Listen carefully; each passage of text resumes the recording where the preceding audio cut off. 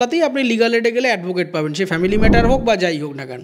Legal add একটা সরকারি পরিষেবা, সেখান থেকে আপনাকে দেওয়া হবে। এসেনশিয়াল এভিডেন্সকে নেগেট করার জন্যে যদি হায়ার কোর্টে কেউ কোনো রকমভাবে লড়তে চান, অ্যাবসলিউটলি তাদের প্রেরোগেটিভ। সঞ্জয় রায় নির্দোষ নন, সঞ্জয় রায় কিছু না কিছু করেছেন, এবং কতটা করেছেন, কি করেছেন, সেটা আরও অ্যাডভান্স লেভেল আলোচনা হলে আমরা জানতে পারবো। যতটুকু জাজমেন্ট আমি পড়েছি, সেখানে পড়ে আমার সঞ্জয় রায়কে নির্দোষ বলে মনে হয়নি।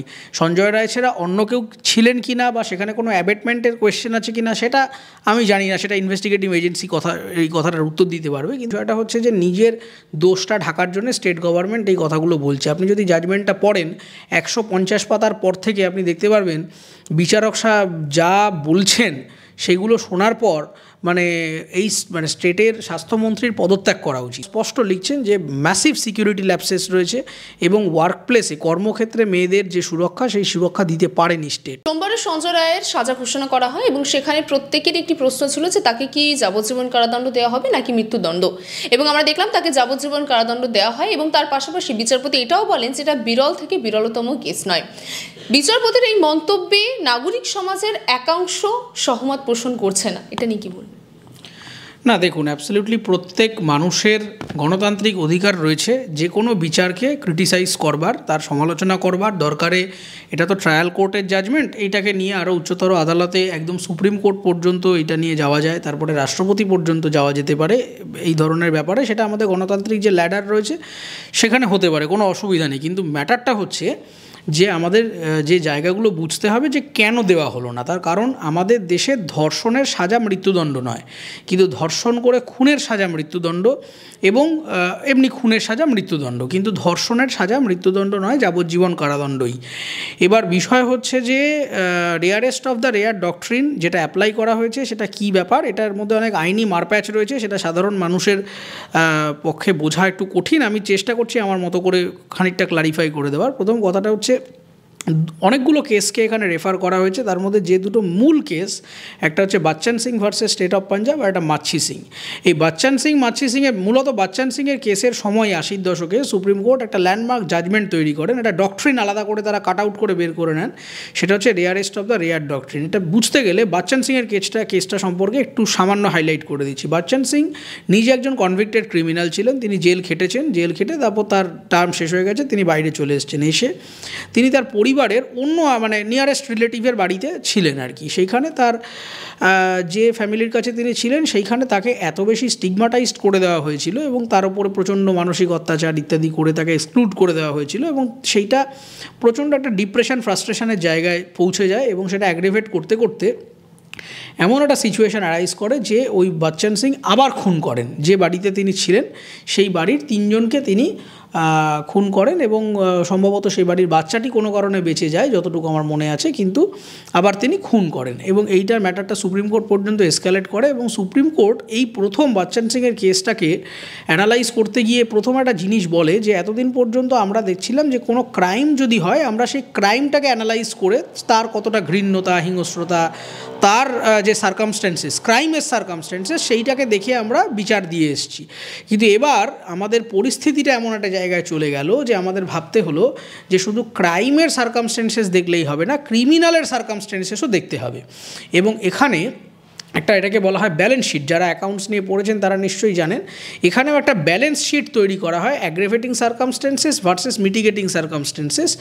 অতএব যেটা খুব সোজা সাধারণ মানুষের ভাষায়, যে একজন ক্রিমিনাল সে যখন একটা ক্রাইম করছে, তার ইন্টেনশনটা কী, তিনি কোন মানসিক পরিস্থিতি থেকে এসে ক্রাইমটা করছেন, তার মোটিভটা কী, তারা পরস্পরকে যে ভিকটিমের ওপরে ক্রাইমটা করানো হচ্ছে, সেই ভিকটিম এবং অ্যাকিউজ তারা একে অপরকে চেনেন কি না, এবং আমার ইন্টেনশনই ছিল কি না এই লোকটাকে হত্যা করবার, যে আমি আপনাকে চিনি, আমার আপনার প্রতি কোনো ব্যক্তিগত রাগ রয়েছে, দীর্ঘদিন ধরে প্ল্যান করে একেবারে সুপারি কিলারের মতো একদিন গিয়ে আপনাকে হত্যা করলাম। তার মানে আমার মোটিভ খুব ক্লিয়ার, আমি আপনাকে চিনতাম, পার্সোনাল ভেন্ডেটা ছিল, সেটাকে এক্সার্ট করবার জন্য আমি আপনাকে খুন করলাম, একটা বীভৎসভাবে খুন করলাম। এইটা একটা জিনিস। আর এইখানে যেটা হয়েছে সেইখানে জজ সাহেব যে লজিকটা দিয়েছেন, প্রথম কথা, ভিকটিম অভয়া এবং সঞ্জয় একে অপরকে চিনতেন না। সঞ্জয় মদ্যপ অবস্থায় ছিলেন, আকণ্ঠ মদ্যপ অবস্থায় ছিলেন, এবং সঞ্জয় এইখানে আসেন, এবং এইখানে এসে তিনি ওই সেমিনার রুমে যান, এবং সেমিনার রুমে গিয়ে মেয়েটিকে দেখেন, এবং তাকে পৈশাচিকভাবে অত্যাচার করেন, ধর্ষণ করেন, প্রমাণ পাওয়া গেছে। এবং কজ অফ ডেথ হিসাবে দুটো অ্যাকশনের কথা বলা হয়েছে। একটা হচ্ছে ম্যানুয়াল স্ট্র্যাঙ্গুলেশন মানে হচ্ছে হাত দিয়ে গলার এই দুই পাশে চেপে ধরা, যার জন্য এই সমস্ত জায়গায় আঙুলের ছাপ পাওয়া গেছে। গলা চেপে ধরা, এবং এই যে প্রশ্নটা এসেছিল চোখ থেকে ব্লিডিং হয়েছে কিনা, আমি দেখলাম শাসক দলের একজন নয়, অনেকেই আর কি লিখছেন যে চোখ দিয়ে ব্লিডিং হয়নি। পুরো জাজমেন্টটাও এনারা পড়ে না, এবং এদের থেকে আমি সেই মেধাব এক্সপেক্ট করি না, কিন্তু গভর্নমেন্টের হয়ে করতে চলে এসছেন। যাই হোক, তো ম্যানুয়াল স্ট্র্যাঙ্গুলেশন মানে হচ্ছে দু হাত দিয়ে গলাটাকে এরকম চেপে ধরা। যেই মুহূর্তে গলা চেপে ধরা হবে, আমাদের কিন্তু অনেকেরই দেখবেন চোখ লাল হয়ে যায়। অনেক সময় খেলার ছলেও কিছু করলে কেউ যদি গলায় খুব জোরে চাপ দেয়, দেখবেন চোখ লাল হয়ে যায়। তার কারণ হচ্ছে অ্যাসফেক্সিয়া তৈরি হয়ে যায়। অতএব আমাদের এখানে চাপটা আমাদের চোখের ওপরে এসে পড়ে এই জায়গাটায়, এবং তখন চোখটা লাল হয়ে যায়। এটা হচ্ছে একটা মূল কারণ। আরেকটা কারণ এর সাথে অ্যাসোসিয়েটেড দুটো জিনিসের কথা বলা হয়েছে। একটা হচ্ছে স্নদারিং এবং থ্রটলিং, মানে হচ্ছে একটা গলা চিপে ধরা, আর একটা হচ্ছে দু হাত দিয়ে নাক এবং মুখের এখানে দম বন্ধ করে দেওয়া। দম বন্ধ করে দিয়ে তাকে হত্যা করা হয়েছে। এটা হচ্ছে মূল কজ অফ ডেথ। এর সাথে বলা হয়েছে যে এর সাথে এটাও পাওয়া যাচ্ছে যে পেনিট্রেটিভ সেক্সুয়াল অ্যাসল্ট হয়েছে, কিন্তু কোনো ভারী ধাতব বস্তু ইত্যাদি যোনিতে প্রবেশ করেনি, কিন্তু ধর্ষণ হয়েছে জোর করে। সেটা পেনাইল সেক্সুয়াল অ্যাসল্ট হতে পারে, সেটা ফিঙ্গার ইনসারশন হতে পারে, বা what ever it is, penetrative sexual assault সেখানে হয়েছে, তার প্রমাণ পাওয়া গেছে, অটোপসি রিপোর্ট সেটা বলছে। এবং মূল কজ অফ ডেথ হচ্ছে গলা চিপে হত্যা এবং স্নদারিং বা থ্রটলিং, মানে আমাদের নাক মুখ চেপে দম বন্ধ করে মারা। এবং সঞ্জয় রায়ের শরীরেও সেই মেয়েটির নখের আঁচড় ইত্যাদি পাওয়া গেছে। রক্তের কিছু দাগ সঞ্জয়ের জামা কাপড়েও পাওয়া গেছে। টাওয়ার লোকেশন ম্যাচ করেছে, সিসি ক্যামেরার ম্যাচ করেছে, ডিএনএ প্রোফাইলিং ম্যাচ করেছে, সেই সমস্ত জায়গা থেকে হয়েছে। কিন্তু বিচারকের লজিক হচ্ছে বাচ্চান সিংয়ের কেসে যেটা বলা হয়েছিল মোটিভ। প্রথম কথা হচ্ছে মোটিভ, দ্বিতীয় কথা হচ্ছে এর একে অপরকে চিনতেন কি না, তৃতীয় কথা হচ্ছে যে একে মারাটাই আমার উদ্দেশ্য ছিল নাকি সিচুয়েশানে হয়ে গেছে, ফোর্থ সেটা হচ্ছে মদ্যপ অবস্থায় ছিলেন, কনসাস স্টেটে ছিলেন না। তারপরের অ্যাকশানটা হচ্ছে যে এখানে যে ধরনের ক্রাইম, মানে কজ অফ ডেথটা যেটা দেখানো হয়েছে, দমবন্ধ করে মারাটা বিরল থেকে বিরলতম ঘটনার মধ্যে পড়ছে না। কারণ দমবন্ধ করে মারাটা একটা খুন, কিন্তু সেটা rarest of the rare crime নয় অ্যাজ পার দ্য ডক্ট্রিন। এবং আরেকটা জিনিস সেটা হচ্ছে ভারতবর্ষের বিচার ব্যবস্থায় এ নিয়ে বিতর্ক আছে, এটা একেবারেই বিতর্কের ঊর্ধ্বে না, কিন্তু ভারতবর্ষের বিচার ব্যবস্থায় রিফর্মেটিভ জাস্টিস প্রমোট করা হয়, রেট্রিবিউটিভ জাস্টিস নয়। মাচ্ছি সিংয়ের কেসে এটা সুপ্রিম কোর্ট পরিষ্কার বলে যে ডেথ পেনাল্টি তখনই দিতে হবে যখন অন্য কোনো রকম আর সাজার পথ আমার কাছে থাকবে না, যে কোনো কিছুই আর আমার কাছে অপশান থাকছে না, এবং probability of reformation completely ruled out. তার মানে হচ্ছে যে একটা লোক সে এমনই তার অবস্থা একজন মানুষ হিসাবে ক্রিমিনালে, যে এই লোককে আর কোনো রকম সুযোগ দেওয়া বা রিইন্টিগ্রেশন করা বা সোসাইটিতে কিংবা রিফর্ম করার কোনো আর সুযোগ নেই, তখন সেই লোকটাকে ক্যাপিটাল পানিশমেন্ট দেওয়া হবে বা ডেথ পেনাল্টি দেওয়া হবে। কিন্তু মাচ্ছি সিংয়ের কেসে এসে এটা পরিষ্কার স্পষ্ট করে সুপ্রিম কোর্ট যে এইটা যখন তখন দেওয়া যাবে না। এটা কেন হয়েছে? তার কারণ হচ্ছে ততক্ষণে পৃথিবীর প্রায় 100টা দেশের থেকে মৃত্যুদণ্ডকে তুলে দেওয়া হয়েছে বিচার ব্যবস্থা থেকে। তার কারণ বিভিন্ন দেশেই বিচার ব্যবস্থায় মনে করা হচ্ছে যে আই ফর অ্যান আই এটা হয় না, মানে একটা মৃত্যুর জবাব আরেকটা মৃত্যু নয়, একটা খুনের জবাব আরেকটা খুন নয়, এটা একটা আলোচনা। আর আরেকটা সেটা হচ্ছে যে আমাদের দেশে এখনও মনে করা হয় যে আমরা ক্রিমিনালকে রিফরমেশনের মধ্য দিয়ে নিয়ে যেতে পারি কিনা। আপনি দেখবেন জেলগুলোকে অনেক সময় বলা হয় প্রেসিডেন্সি কারেকশন হোম।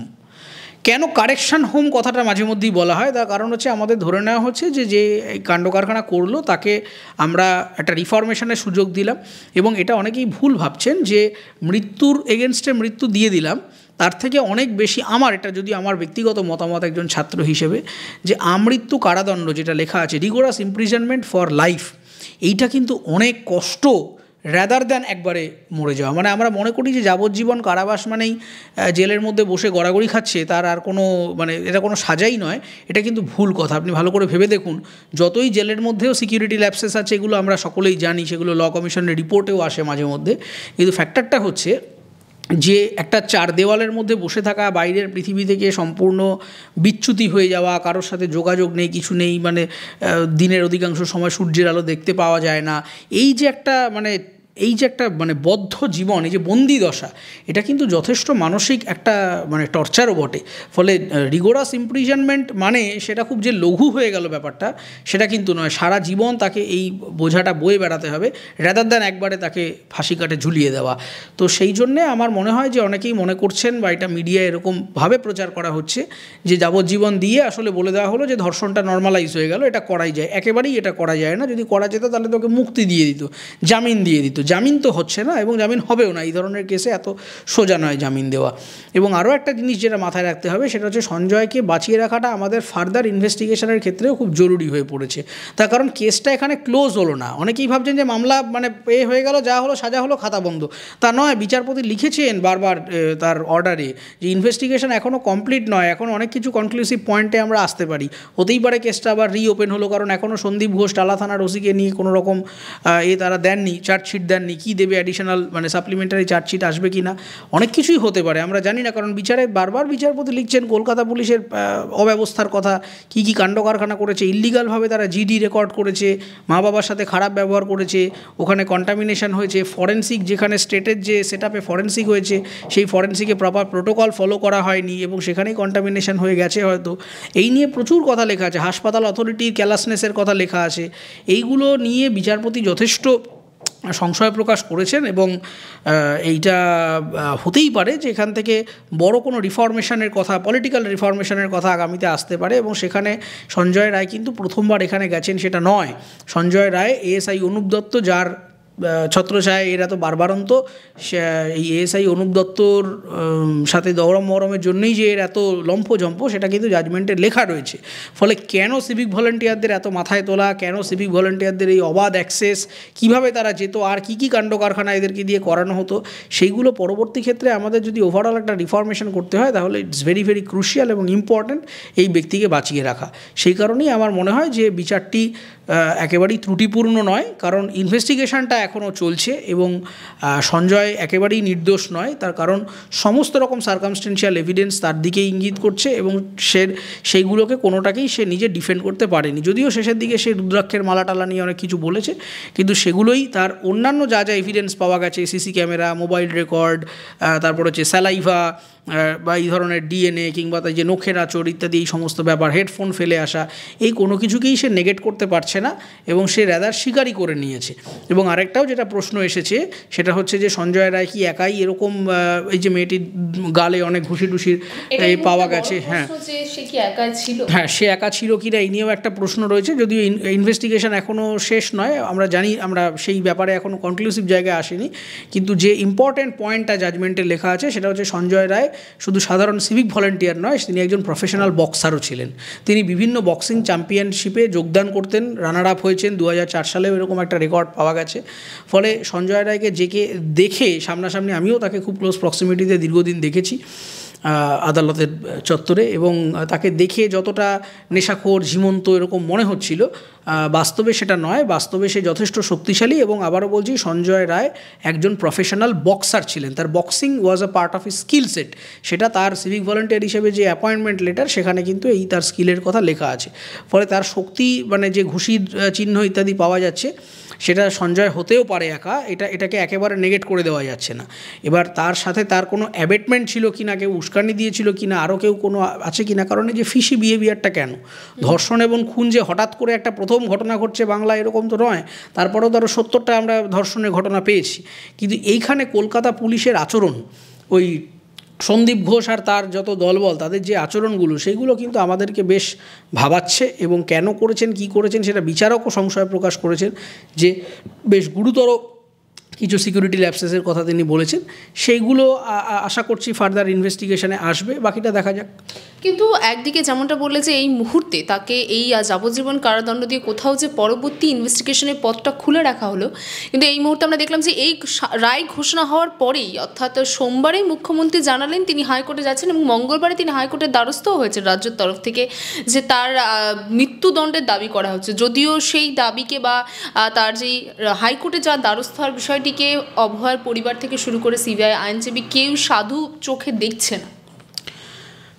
প্রথম কথাটা তো স্টেট তো এই কেসের পার্টি নয় এখন, হ্যাঁ, তো হঠাৎ করে মানে তাকে না জানিয়ে নিজের মতো করে, এবং আমি যতদূর শুনেছি আদালতের স্টেটকে প্রশ্নও করা হয়েছে যে স্টেট হঠাৎ করে এসেছে, হ্যাঁ, যে হঠাৎ করে আপনি এসে প্রশ্ন করছেন, কমপ্লেনেন্ট সাইড অভিযোগকারী কি আপনাকে বলেছে, আপনি কি তার সাথে কথা বলে এসছেন, হঠাৎ করে আপনার এত লম্পজম্প কেন? দেখুন, ব্যাপারটা খুব সিম্পল। বিষয়টা হচ্ছে যে নিজের দোষটা ঢাকার জন্য স্টেট গভর্নমেন্ট এই কথাগুলো বলছে। আপনি যদি জাজমেন্টটা পড়েন 150 পাতার পর থেকে আপনি দেখতে পারবেন বিচারক সাহেব যা বলছেন সেগুলো শোনার পর মানে এই মানে স্টেটের স্বাস্থ্যমন্ত্রীর পদত্যাগ করা উচিত, একদম স্পষ্টভাবে বিচারক বলছেন। প্রথম কথাটা হচ্ছে, আমি আমার ফেসবুকেও বারবার দিচ্ছি, প্রথমেই তিনি যেটা বলছেন সেটা হচ্ছে যে এই ঘটনা প্রথম ঘটনা নয়, কারণ অভয়ার ঘটনা ঘটার একদিন আগে আরেকজন পিজিটি, তিনিও সেমিনার রুমে বিশ্রামরত অবস্থায় ছিলেন এবং তিনি সাক্ষ্য দেওয়ার সময় বলেছেন যে সেই দিন রাতেও কোনো এক মদ্যপ ব্যক্তি হঠাৎ করে সেমিনার রুমে ঢুকে পড়েছিল। ঈশ্বর সহায় ছিলেন, মেয়েটি তুলনামূলক কনসাস স্টেটে ছিল, সে চেঁচামেচি করায় মাতাল পালিয়ে যায়।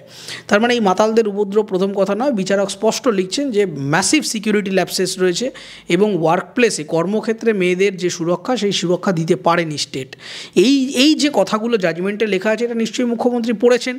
তিনি লিখেছেন যে অ্যাডমিনিস্ট্রেটিভ ইস্যুর কথা বারবার হাইলাইট করা হয়েছে, সেখানে লেখা হয়েছে যে সন্দীপ ঘোষ কীভাবে তাড়াতাড়ি বডিটা মর্গে পাঠিয়ে দেওয়া হলো, এবং কন্ট্রাডিক্টরি কথা রয়েছে এখানে।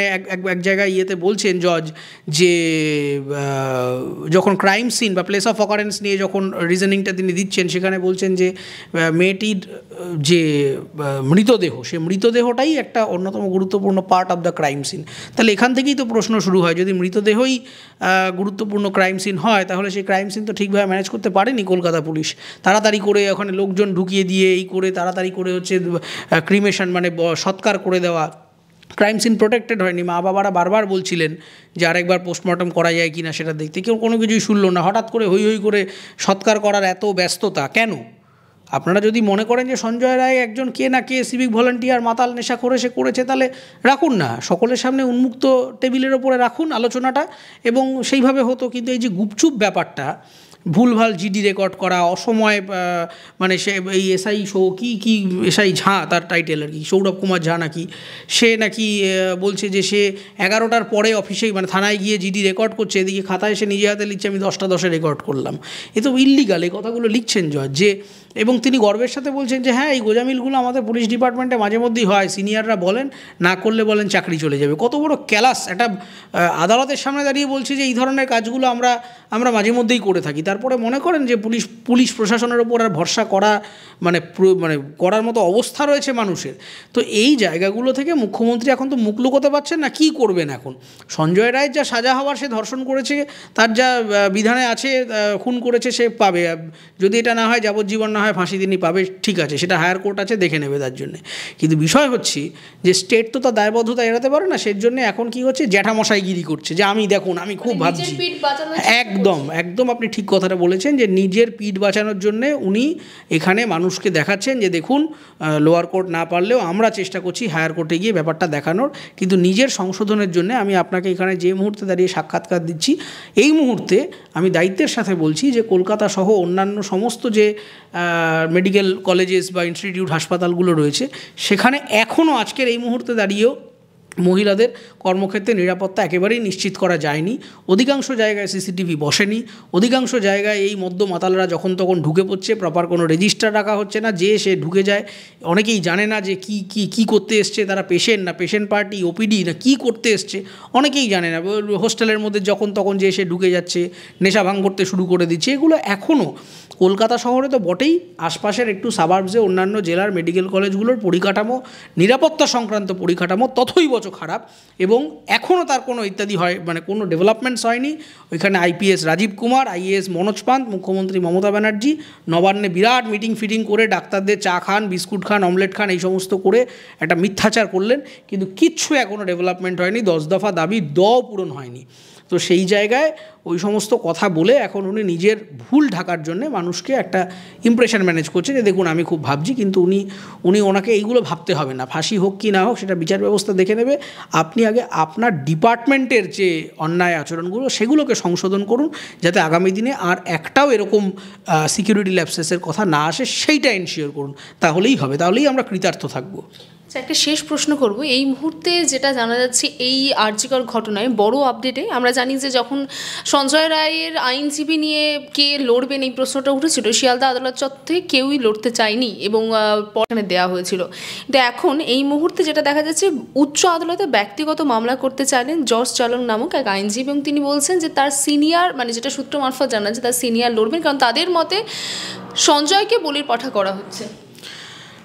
দেখুন, সেটা অ্যাবসলিউটলি মানে অ্যাডভোকেটদের নিজস্ব প্রেরোগেটিভ, তারা কাকে রিপ্রেজেন্ট করবেন। কারণ আমাদের এখানে লিগাল এড সার্ভিসটা আমাদের সরকারি পরিষেবা রয়েছে, ভারত সরকারের থেকেই এটা হয়ে এসেছে যে কোনো গরিব মানুষ সে যদি নিজে অ্যাডভোকেট না পায় বা অ্যাপয়েন্ট করতে না পারে, তার যদি অর্থনৈতিক সামর্থ্য না থাকে, তাহলে লিগাল এড থেকে পরিষেবাটা পাওয়া যায়। এটা সঞ্জয় বলে না, এর যে কোনো মানুষই লিগাল এডে গেলে, যে কোনো মামলাতেই আপনি লিগাল এডে গেলে অ্যাডভোকেট পাবেন, সে ফ্যামিলি ম্যাটার হোক বা যাই হোক না কেন।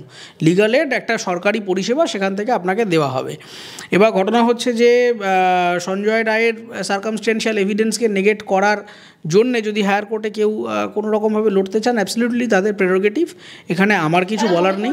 সঞ্জয় রায়কে শুধু ফাঁসানো হচ্ছে, কিন্তু তার সঙ্গে অন্য সংখ্যকও আছে যেটা সামনে আনা হচ্ছে। দেখুন, যতটুকু জাজমেন্ট আমি পড়েছি সেখানে পড়ে আমার সঞ্জয় রায়কে নির্দোষ বলে মনে হয়নি। সঞ্জয় রায় ছাড়া অন্য কেউ ছিলেন কি না, বা সেখানে কোনো অ্যাবেটমেন্টের কোয়েশ্চেন আছে কি না, সেটা আমি জানি না, সেটা ইনভেস্টিগেটিভ এজেন্সি এই কথাটার উত্তর দিতে পারবে। কিন্তু যতটুকু জাজমেন্টে আমরা পেয়েছি, সাক্ষীর যা যা উইটনেস আমরা পেয়েছি, এবং যা যা সার্কামস্টেন্সিয়াল এভিডেন্সেস পাওয়া গেছে, এবং যে রিজনিংটা তৈরি হয়েছে, সেটা দেখে সঞ্জয় নির্দোষ, বা সঞ্জয় হচ্ছে গিয়ে তাকে বলির পাঠা করে দেওয়া হয়েছে, সে কিছুই জানে না, তাকে হঠাৎ করে এনে সামনে খাড়া করে দেওয়া হয়েছে, এই কথাটা আমি বিশ্বাস করি না। সঞ্জয় রায় অ্যাবসলিউটলি দোষ করেছেন। এবার তিনি একা করেছেন, কতটা করেছেন, আরও কেউ ছিল কি না, অ্যাবেটমেন্ট ছিল কি না, এই কথাটা যেহেতু এখনও সিবিআই নিজেই উত্তর দিতে পারেনি, তো আমরা বাইরে থেকে উত্তর দিতে পারবো না। কিন্তু আমি আবারও বলছি, সঞ্জয় রায় নির্দোষ নন। সঞ্জয় রায় কিছু না কিছু করেছেন, এবং কতটা করেছেন, কি করেছেন, সেটা আরও অ্যাডভান্স লেভেল আলোচনা হলে আমরা জানতে পারবো। কিন্তু উনি একেবারেই ইনোসেন্ট নন। উনি যতটা বলছেন যে আমি কিছুই জানি না, হঠাৎ করে চলে এসেছিলাম, ইত্যাদি করছিলাম, এই কথাটা ধোপে টিকছে না। বাংলা হান্টের আরও খবর দেখতে নজর রাখুন। বাংলা খবর মানেই বাংলা হান্ট।